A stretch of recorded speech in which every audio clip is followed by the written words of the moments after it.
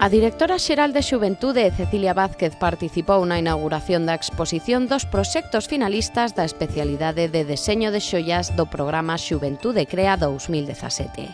A Fundación Granel acolle esta mostra na que se poden ver os traballos de 9 rapazas e rapaces que se presentaron a este concurso organizado pola Xunta co obxectivo de motivar a mocidade en distintas artes e disciplinas como a fotografía, a cociña ou o teatro.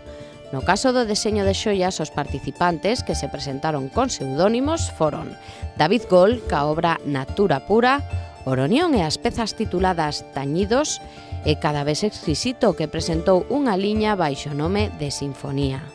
Outros dos finalistas foron Maobres e a obra Escornabois, Newton e as pezas tituladas Acción-Reacción e Ars, que presentou un traballo chamado Arterrías Vivas. Por último, veremos expostas as pezas de Morriña, titulada Litografía de Picasso, Xío con Futuro Incierto, Cogomelo e as pezas chamadas Cando a Marea Baixa e Abril co traballo Festexando Única. O xurado, presidido pola xerente da Fundación Centro Galego de Artesanía e Deseño, outorgou o primeiro premio do certame á obra Cando a Marea Baixa, asinada por Eva Vaqueiro. O segundo premio recaeu nas pezas Acción-Reacción de Sonia Fernández, mentres que houbo un terceiro premio compartido para os traballos Tañidos e Escornabois de Daniel Martínez e Xana Villalobos respectivamente. A exposición estará no Pazo de Vendaña ata o 26 de novembro.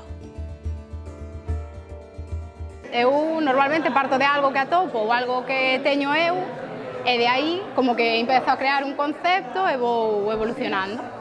Pois neste caso utilicei plata, é todo plata, e utilicei azabache e malaquita tallados, que os tallei eu tamén, porque quería dar un toque á peza de que fose algo natural, como o azabache, que sale da terra, malaquita, que son pedras moi blandiñas, que se tallan.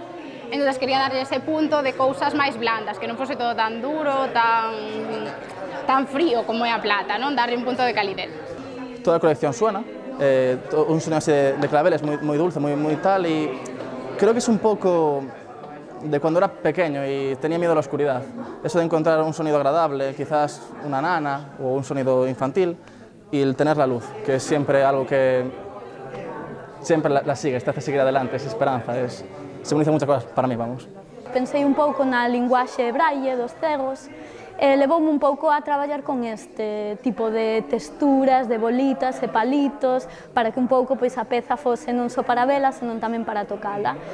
E a raíz de traballar nesto, pois claro, sempre vais asociando conceptos, unhas cousas te levan a outras, pensei un pouco que quería que fosen unhas xoias tamén que se vesen modificadas pola persoa que as portara, que non fosen simplemente un obxecto ornamental, senón que a persoa que vai portalas, pois, poda entreterse con elas e xogar un pouco, non? Crear un pouco de interacción co usuario. Entón, pois nada, mezclando un pouco o concepto do braille da interacción co usuario, pois cheguei a estas pezas.